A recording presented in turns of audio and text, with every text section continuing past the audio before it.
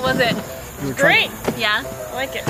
I saw you doing this. Like, is that Shoulders. what you're saying? He was saying, do this or don't do this? Don't do this. Low Do this. shoulders. Low shoulder? Yeah. Use the finger, first finger, push down and pull in.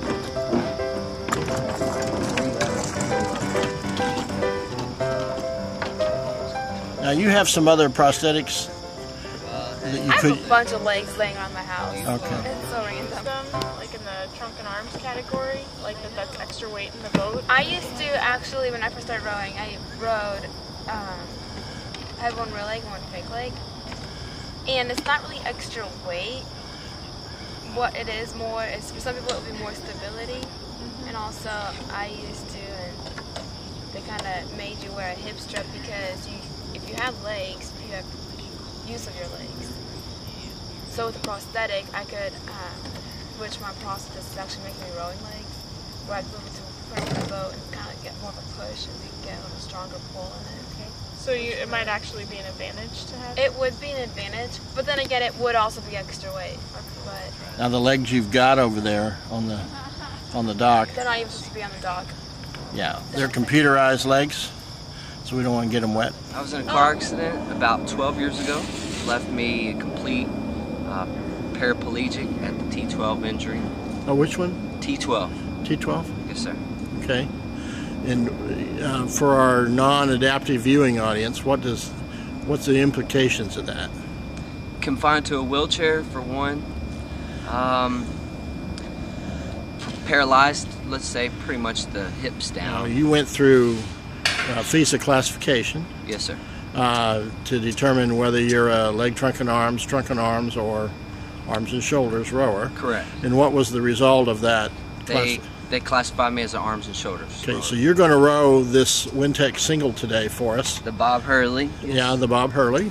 Absolutely. And you're going to demonstrate what a arms and shoulders should look like. should look like. No, I'm joking. Well, I wish I was to that point, but yeah. Well, but you just competed in the Biata Regatta here a few months ago, Yes, sir. right? And in the arms and shoulders single men's. And how did you do in that? It's amazing. Last year was the first year that I got to go to the Biata Regatta, and they had an arms and shoulders division for 500 meters, but no 1,000 meters race. And this year was the first year that they had a 1,000 meters race, and I was fortunate enough to race against 5 other competitors. The lanes were full, and I finished the race first. So. You finished the race first, Absolutely. so you must be doing something right. I hope so. Okay. Show us how you go down the ramp here. All right, let's do that. We have this long ramp here, and many of our adaptive rowers cannot negotiate this ramp in their wheelchair. They need some kind of assistance. And so we wanted to show the viewers today, you know, how you deal with it. Sure. You're in a little bit different physical condition than some of the others, and Sure. and so when you look at this, what goes through your mind here? First thing is going down is always fun, you know. Yeah. But of course it's a very inclined and steep ramp, so you have to go down it with caution. The worst thing the boathouse needs is someone to have an injury, so just go down there with a little bit of intelligence and take it slow. I'm gonna. That way there's no accidents. Okay. So you're just tilting back. Yeah, just popping in a wheelie and just keep my balance. The most important thing is it's all in the hands. So like if I get going too fast, I can slow it down, get my balance. Or for example, there's a really steep bump right here where I need to take precaution. There we go.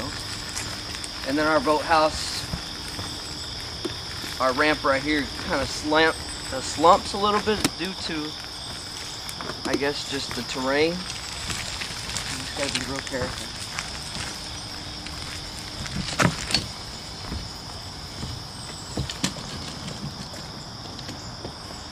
Now going up is a different story.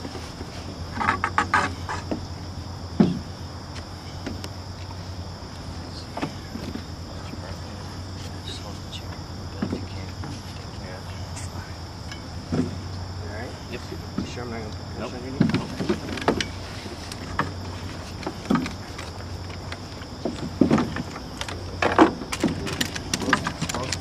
Everything may not be that exactly right for you, but I'm not getting real crazy this morning.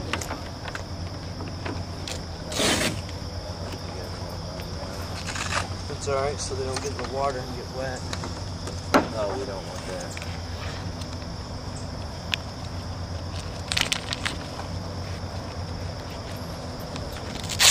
That way I can keep this part on my sternum, rather than having the little strap cut into my sternum. This is more cushion for me.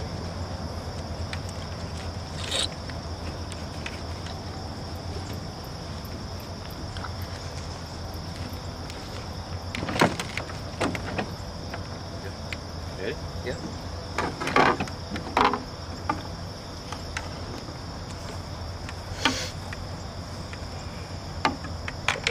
Make sure the name is on the outside.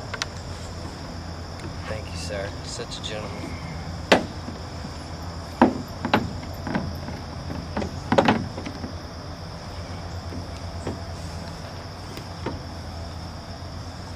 Just kind of hang out there until we get everything on the water. How long have you been rowing? About 8 years now. How did you get started? Yeah. Like, you know, how did you find out about it? It was Randy. Randy was Yeah. like, you should come and row. Pretty much. Yeah. That was Randy. Because he worked with the schools, and I was in middle school at that time, and he told me I should come out and row. So I knew someone who went to my school that did it too, so I was like, okay, why not? And I fell in love with it. Yeah. So how did he convince you? Just do it? Or? Yeah, just do it. Pretty much, and I Made you just do did it. enough times? And, Now, when you started, you were on a sliding seat, right? Yeah. When I started, because I have 2 prosthetic legs right now, and I started with 1 real leg and 1 fake leg. So I was rowing on the slide seat, but I locked my legs in there though. And then I got my 2nd leg amputated, and then now I row on a big seat. So what? I mean, did you have one? So as far as like you sound like you're really competitive. Everybody talks about IATA and then 2012 and that kind of thing. Everybody, what they say. So you're really good. Like, she's a good rower. Yeah, really? Yeah, no, I'm joking. That's my ultimate goal, is to make it to 2012. Have you ever raced at the Crash Bees, either of you? Well, I did, and she did. I came in 7th. She came in 1st and won a hammer. So that's she has the coveted hammer that's up in the boathouse. Hammer up there? Yeah. That's right. Yeah. That's right. I wonder How did you guys get into rowing then? I rowed in college. I had a For what college? KU, Kansas. Oh, cool. I had a friend that wanted to learn to row, and she didn't want to do it by herself, so she made me come with her. And then she quit because the boats were too heavy, and I just kept rowing after that. So you've had you rowed with a lot of different people. Like, are there some people you're like, that's a little more comfortable, or you don't row very well, or, you know, how do you decide if... I really don't care who I get to go out with, as long as I just get to go out. And every time I row with someone new, it's just learning a different way. You take something from, rowing with someone different every time. Yeah. Either learn something, or what not to do, or what to do. So that's the game plan. Hokie, you're in row stern seat, so you're just going to kind of set the way you row so they have to follow you. I know. I told her how I get a break, so it's yellow. Right. Yeah. So they can yell at me. Without the back, you can kind of move yourself around.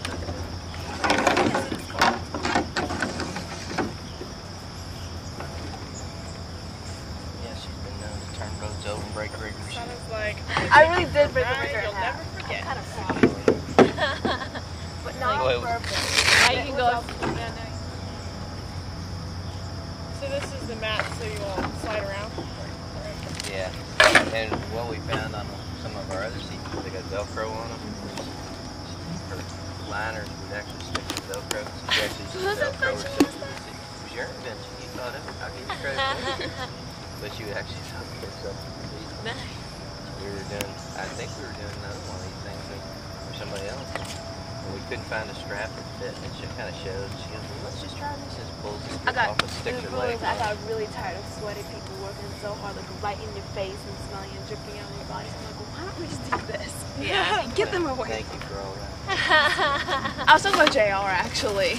JR would be that stays between We me. actually changed that strap, so I'm hoping that... I did because he wanted the other one. Oh, did you put your other one back in? I don't know. Oh, okay, because that's what we did have.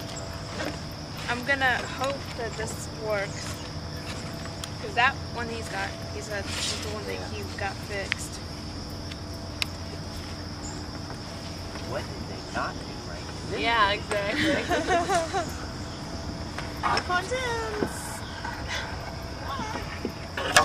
Alright, now, there you go. Just kind of relax. Just sit still with her and just kind of feel the boat, because she's pretty balanced. I mean, she's got pretty good balance.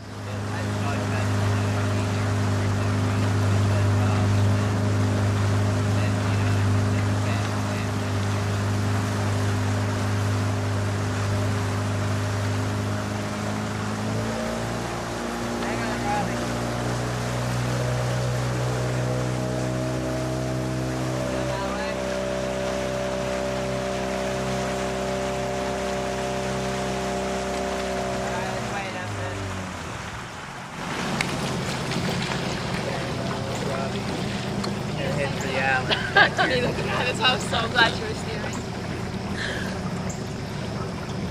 How you doing, Jane? I feel tired. You tired?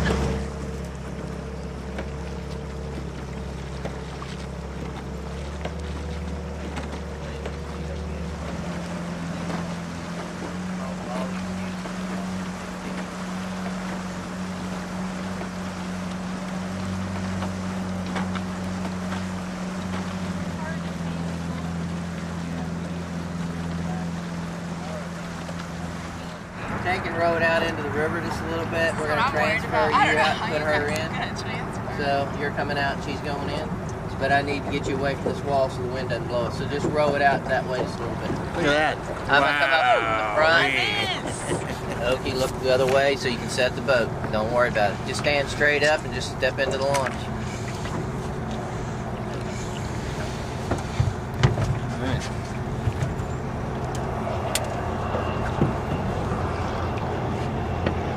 I knew we could do it. Turn around. You don't want to see what's going on anyway. How was that, Jane? It was fun, yeah. You like to transfer at sea? Huh? You like to transfer at Is your sea? seat gonna yeah. be okay? I love doing that. We'll just head back up through the channel. As long as we got no other barges, we can go out the other end of the island. Good line, but I can't go flying past this boat. Alright, let's watch the shoulders. Other than that, it looks pretty good.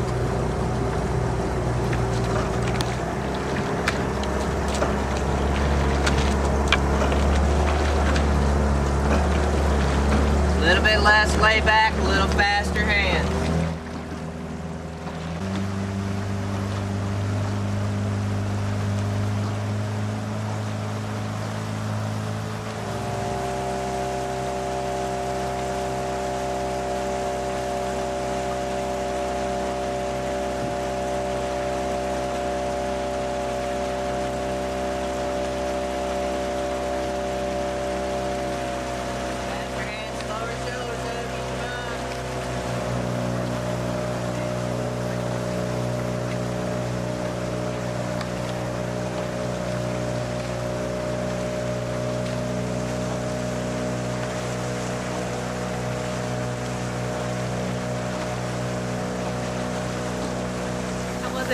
You were Great. Yeah. I like it.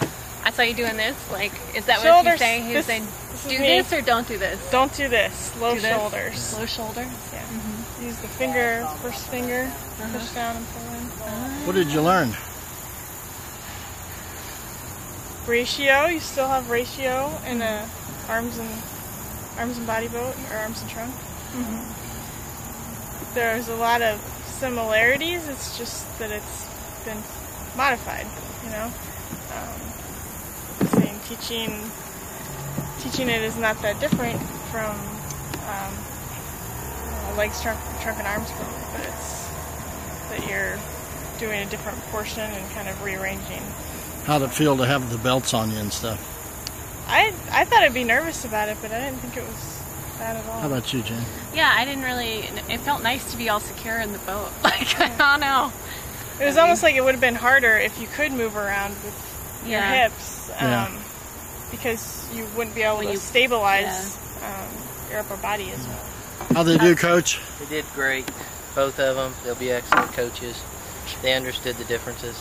It takes a while. I mean, we ask y'all to change a lot of stuff out there that you're not used to. And that just gets your brain into it. And you know, you got to kick that out at some point to, you know, really pick it up.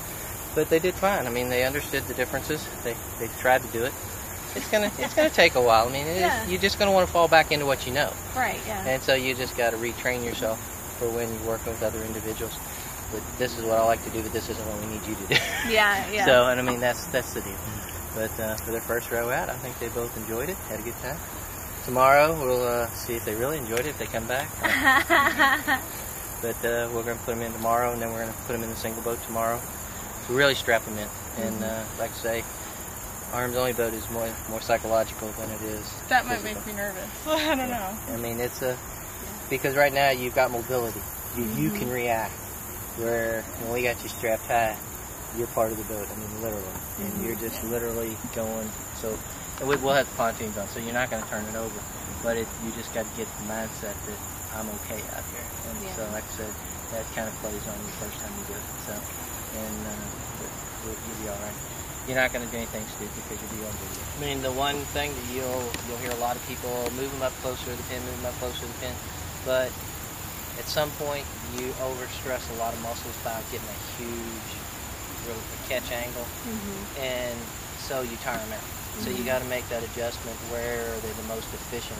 Even if they lose 2 or 3 inches with the catch, if they're more efficient through the main part of the stroke, that's what you really got to work on. And I hear it all the time. You need them close to the pin, but then they got no finish angle at all. So then they come in and they're just trying to chop the blades out to get a clean release. So, you know, it's all a compromise. Where are you going to row the most efficient and row the cleanest? And so, again, sometimes, you know, you stress this real long catch angle here. You may want to release a little of that to kind of feed it through the middle. So that's kind of the coaching part of it. So, and you'll see that Oki, when she rows with you tomorrow, she does. I mean, she's got a pretty good reach, but it's not what everybody says she should have. And I refuse to move her seat. So I mean, it works for her. Yeah. And so there's no She's reason. Winning. Yeah. There's no reason to make huge adjustments with her. I mean, you know, maybe 1 pin or something. But again, it's like everything. Like I say, it's coaches.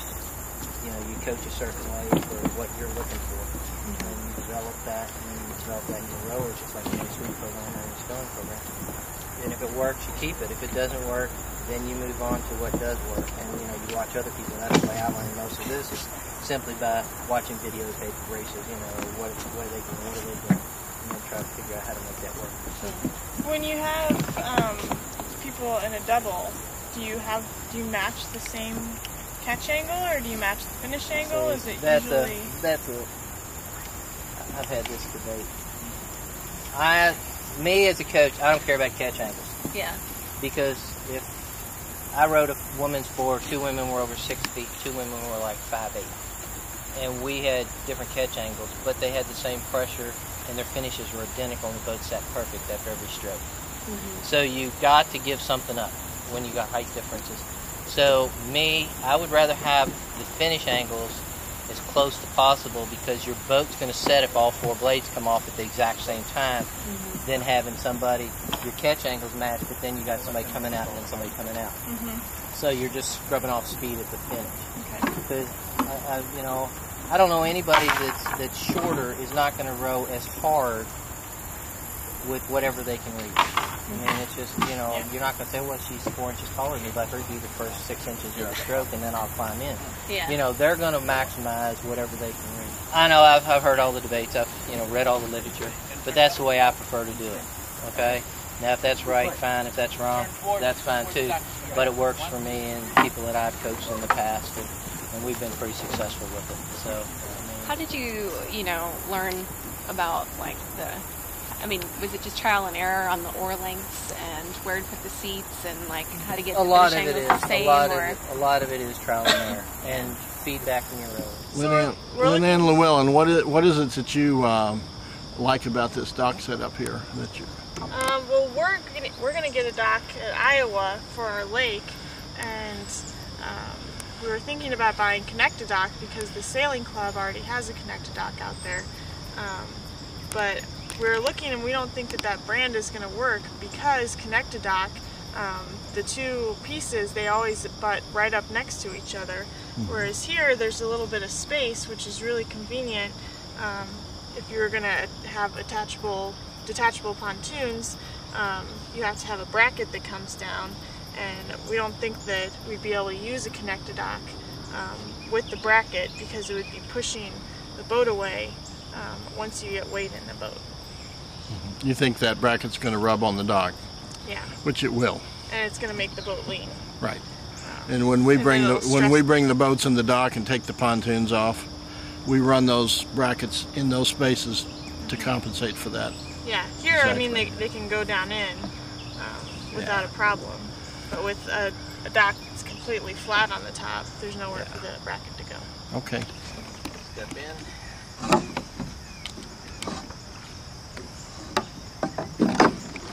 See, the bracket goes down in. There when you're coming down, because it's really slippery though on here. Okay. I was scared to death. I was fine. And these seat heights are adjustable up and down, so if you got a really tall person, typically they want it like right under the breast. So you're strapped high, that go this way anyway. If you strap them too low, they'll fall into the strap and they can't sit back up. So you want them strapped as high as you can get. Okay. Ready? Ready to go work? You're on the square. Yeah, you don't have to worry about squaring. You don't have to worry about squaring early. I hate feathering, so. Well, this is the boat for you then. Like I got my strap too tight. It'll loosen up a little bit on you. Just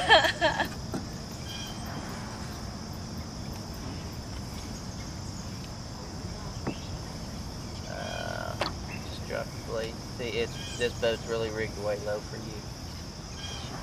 Hold on, back in here. Go back in here. Back. God, yeah. Other way. Other way. See you in Cincinnati. Put it in at the finish. There you go. In at the finish. Push away. What? Right hand. That's good. It's like I'm completely strapped in. I don't remember anything. I'm like, now row on the outside. Just row. I'm like, what am I doing? I don't know. Apparently my brain is somewhere in here. It's right here.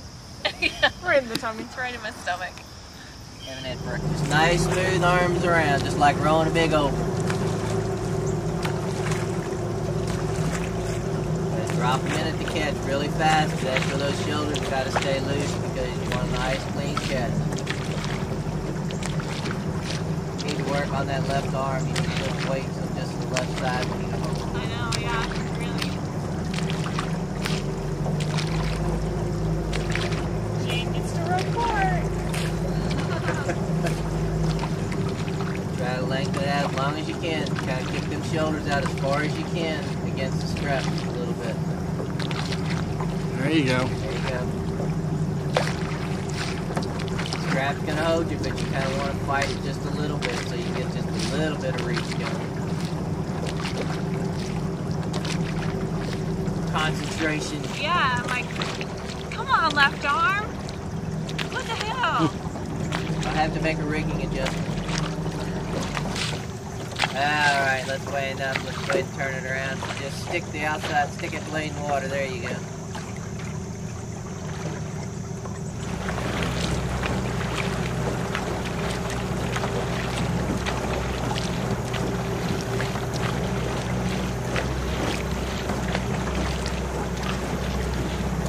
Alright, hold on just a second.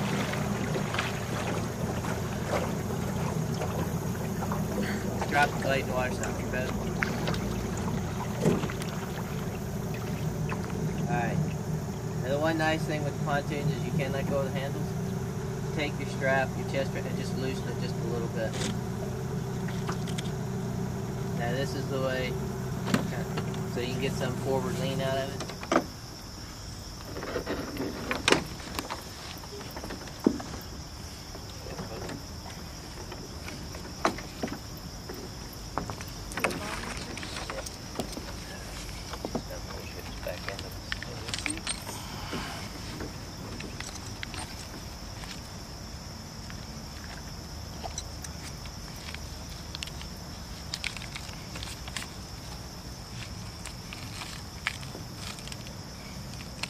Come on, reach out there. Can you reach that oar? It was a test. Good? Yep. Sure? Well.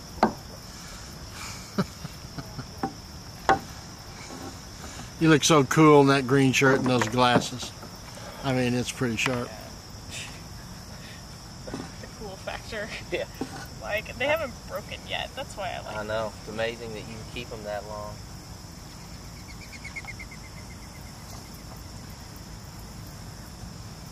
No feathering.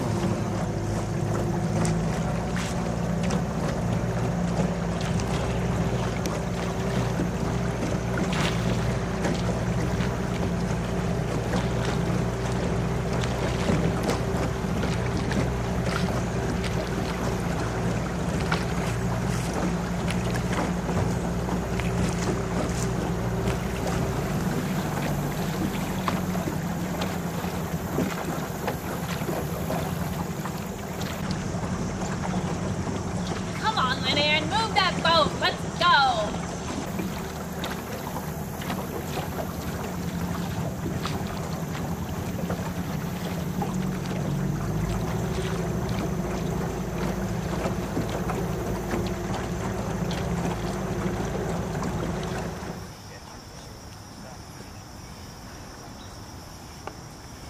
All right, back on the outside.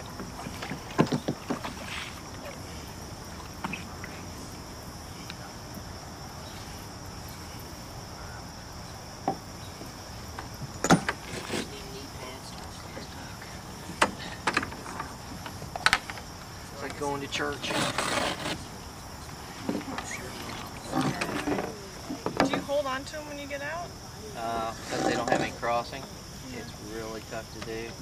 So what we usually do is everybody's just hold the boat to as level as we can, and because I know you're used to holding on to the oars, the overlap or button handles, and there's nothing over to do that with. So. Everything you normally want to do, it doesn't. Pull the oar in. Yeah, it doesn't work. So what did you like about rowing on the square and the single? That it was so stable. What was your least favorite thing? My arms are not strong enough to go for that long. They wear out quickly. Were yours tired too, Gene? Oh my God, I asked Robbie how did he pull himself up out of the boat when he was done, because I was just like, Yeah. I need to use another muscle group. Had it not rained yesterday, you'd had more people down here to actually, see what was going on. But when you go to the conferences and you got 50 people sitting there, it's like you get out of it what you can get out of it, and you're lucky if you get in a boat or you get talked to even sometimes. So this way we wanted to do it like this, so that you paid your money to come in here. We want to make sure you get something out of it. So, and just doing it like this, you all get a lot of personal attention to do whatever you want to do. I mean, whatever you wanted to do, that's what we were going to do. So. Yeah. It's nice to actually get to talk to athletes. What's y'all's plans with the program and headed towards the adaptive? We're going to try and get one or two people interested, and then start there and build a foundation. get the equipment that they need first, and then what kind of recruiting are you going for, like competitive or just recreational? I think, Initially just, Sure. Let's get you out on the water, but Sure. then be like, once you're out there, be like, Right. there are regattas you could go to. Yeah, If you really like this and you're good at it, That's exciting. by ATA next year. Yeah. We're going. Yeah. Somebody else we can beat. It's Yep. it's the truth. It's nothing like it. The growth I seen. See, I've only been rowing for a year and 3 months. The growth from last year to this year was phenomenal. Yeah. There wasn't even. They had like 2 or 3 races this year. They were almost filled up. Wow. That they didn't even have last year. Yeah. So that just says a lot for the sport in general and the growth. That it's exciting. Now is the best time to be a part of it, if you ask me. Yeah. I'm glad that I am. Yeah. It's nice being on the ground floor and be like, it was. I don't think I'm on the ground floor, but I just think that I'm on the breakthrough Yeah. point of the sport. You know, Yeah. it's been around for how long? Opportunities are coming up. I've been doing it for 30 years. 30 This years. is the 29th or 30th year. So we've been doing it, it'll be 15 years now. So Yeah. The exposure, I think, is what's helped the most. You know, the videos. Yeah. Word I think of mouth. being able to see the videos online is a huge deal because then you can see like, well, how would that work? And then you can watch the video and see like, that's how that works. well, in your first year, your first 2 years, you're actually building your coaching program along with your athletes. So, you're going to be learning a lot while you're teaching them a lot. So, any factor you can cut out of it, like the boats are real tippy or anything like that. I mean, you don't start a sculler in a racing show. So, well, most people don't, but some people might. But you want something that you can learn and feel comfortable working in. And then, if, like I said, you get 1 or 2 people that progress faster, then think about a faster boat for them, because then you're going to grow doing that too. So, I mean, like the difference, like if we'd have put you all in an Alden and then put you in this boat, you would have seen a huge difference in the way they reacted. But both of you are pretty accomplished rowers, so putting you in an Alden, really wouldn't have benefited you that much. But then just for the comparison, I guess. But you gotta, you're thinking about people that have never touched an oar. Right. Yeah. And that's the one thing a lot of coaches don't understand when they start with novices. You're so used to doing this that it's automatic to you, but now you're dealing with people that have never even seen this sport. You got to step back and start from square one and work your way back up through it. So again, you kind of learn as much. You got to really kind of get back into the memory banks as, oh yeah, that's what I did 5 years ago. So you got to kind of understand that. So it works out real well if you do it that way. Now we're looking at the ramp from down below. From my perspective, look. And we got gravity working against us here. Absolutely. So what's your approach to this? Pretty much everything you got. You have to use extreme strength and upper body. And once your body starts getting tired, you have to make short pushes rather than long pushes, because you get a quick burst of energy and make it up the ramp a lot easier. What would happen if you just got it halfway and just couldn't do it anymore? What would you do? If I got up halfway and needed help, I would probably just stop, turn my chair sideways, and put my brakes on and get some help. Wait for somebody to come? Absolutely. You wouldn't come back down? There's people coming up. There's enough traffic coming through here.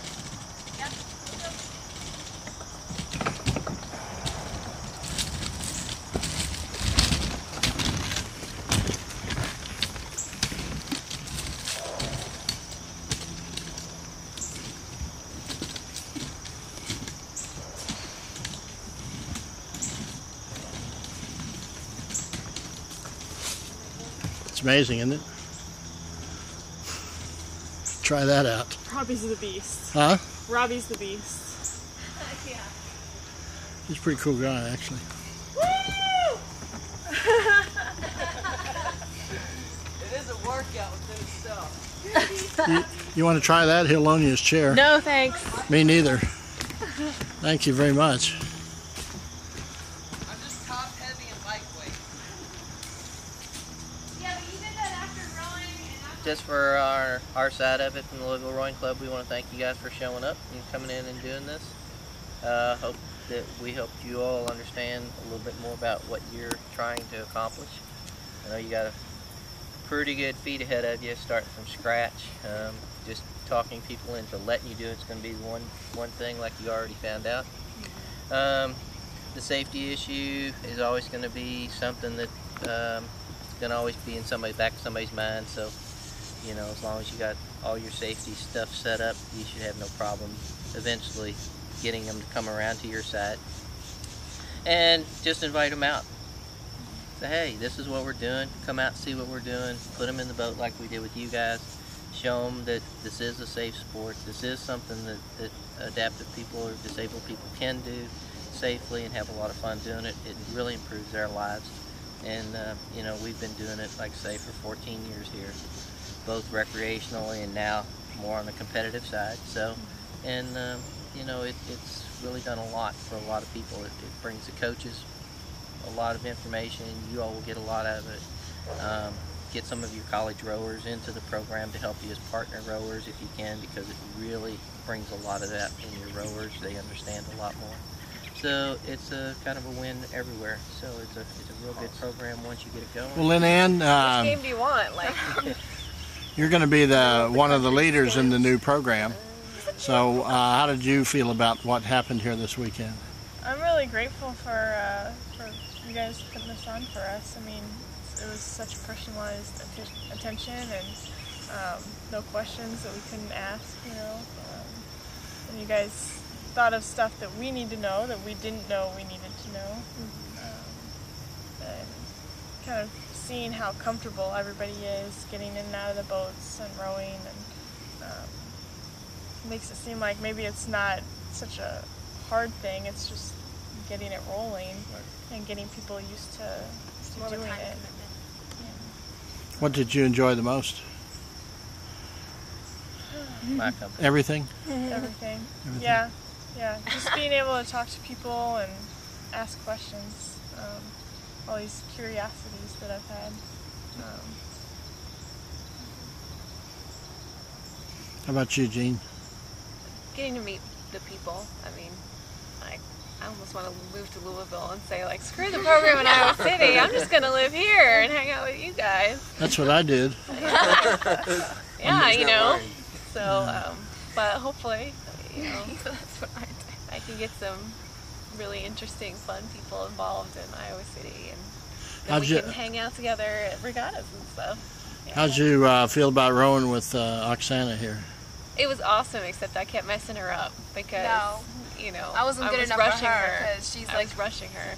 The Hulk. She's so strong. She's the Hulk? Her. She only felt like that because strong. I'm like slamming into her back. I did feel that. I was yeah. Like, do you feel that jerkiness, or is it just because that's my bad rowing? That's not my strength. Well. But I felt, you know, honored to be able to row with Oksana because it's like my first time to get to row with an Olympic rower. Like, you know, someone who's trying. It's like, yeah, it's amazing. She's a hopeful. Yeah. Hopefully. Usually those people are like, I don't want you in my boat. So it was really nice of her to say, like, okay, you can slam into my back for 20 minutes. How did you feel about rowing with her, Lynn? I was a little intimidated. I was like, okay, you've been doing this for as long as I've been rowing, and this is my first day doing this, so I don't know, hopefully I didn't screw you up really bad. You were great. Pretty cool, isn't it? Yeah. And we went straight, which means... We did. Yeah, that's good. That's good. Switched people safely without... Yeah. Yeah. I'm not doing that. Come on. We'll take it back into the dock. Well, one of the experiences we wanted to provide when we were thinking this up was coaches generally don't get in situations where they get coached again. Yeah. And we wanted you to have an opportunity to row with a adaptive rower and then be in a position where you're learning from that rower and from the coach. And hopefully you'll take that home and remember it for a good long time. What did you think, Chief? I thought they did great. They were very responsive to anything we wanted to throw at them, including changing partners in the boat on the water, which they've never done. They asked a lot of really good questions. They were very inquisitive. I mean, it wasn't like they just showed up and, okay, this was it. I mean, we had a long discussion yesterday about how to set the boats up and do some of the rigging and, you know, the things they need to know to keep their equipment going. So, and, I mean, both of them got a lot of energy that they're willing to put into this. So I think they're going to do fine. I mean, just feed off each other. Ask each other questions. I mean, you know, call us, like I said, ask us questions. We're willing to help, and hopefully we'll see you at Bayada. Maybe we'll see you at another race. Bayada's not the only race, so I mean it's just the big. So if you're talking to your leaders, what is it you really want them to know now to help be able to make a decision that helps you? But it's not dangerous. Like, I mean, rowing is always dangerous. I mean, there's always some danger involved, but that doesn't mean that you shouldn't do it. I mean, you can take safety precautions and things will be fine. You know, the rowers feel secure. They don't feel like they're gonna fall over or whatever. You know, that you just, if you're aware of what could happen and you're responsible about it, it's not a problem. That's right. You know? And I think from an administrative or financial standpoint, it's not something that you need to worry about, because from what I've heard, there's a lot of people willing to give their time and donations from businesses and local groups, that we can get the resources together to be able to do this. It doesn't have to be, well, how much money are we bringing in to do this, and is it going to pay for itself? Because it probably won't pay for itself, but there's enough interest in it, and it might generate enough revenue from outside sources to be worth doing. Yeah, I mean here the dues that they pay to row here literally about pay for their trip to Bayada. So I mean the club really makes no money out of this program. It never has, and I've always told them you never will. I mean it's more of an outreach program to people, to a group of people that really need an outlet. So if you're going to try, if you're going into this, and the administrative part is going into make money, no, you're never going to do it. It's like running a junior program. You never really make money on a junior program. You luckily if you pay for all your regatta trips and buy a boat once in a while. So, but there is, like I say, if you take this video that he's going to make for you and copy it, take it to community leaders or to businesses, and a lot of businesses donate a lot of money to charity organizations, but you never hear anything of it. So I mean it's not like they're bragging about it. So if they know you're doing this and they see the benefits, then there's a good chance that they're going to contact you back and say, hey, let us help you do something. I mean if they buy you a set of oars, that's $400, that's a pretty big investment for you guys. So anything you can get out of them, you take it, and they're more than willing to do it. I mean, we've had, like I say, people weld stuff for us, people built stuff for us. I mean, we donate a lot of our own time and our own energy and our own money, but in the long run, it's well worth the effort. So, and I think y'all will do very well out there. And we look forward. That's pretty awesome what you guys are doing. Absolutely. That's why I keep asking. It's just you two. It's just you two. Like, it's so awesome. That'll grow. I mean, you'll find your volunteer group that will come in, and again, a lot of alumni rowers, and you're going to find a lot of people that row that have got somebody in the family with a disability that you'd never even know, because it's you don't wear it on your sleeve. It's family. You deal with it, but they've never thought about having those people row, because there was never a program for them to do it. So now that you have the program, you're going to find a lot of these alumni and rowers say, hey, I've got cousins that would like to do this. So you're going to, once you get started, it's going to kind of snowball for you. So just keep it manageable the first couple of years. Again, if you're the only two, you can't have 50 rowers because there's no way you're going to manage it. Yes, they can. I don't need a job. Yeah. So, build it gradually, build, everything at one time, and you all will do fine. Actually, people's lives get better, don't they, Oki? They do. No, I really do believe that rowing, for anyone, especially adaptive athletes, it's like an outlet, physically, emotionally, and mentally, and everything. It's just an outlet, and I've seen people here through the 8 years that I've rowed, other disabled rowers, what's his name, Derek? It helps him. It's amazing.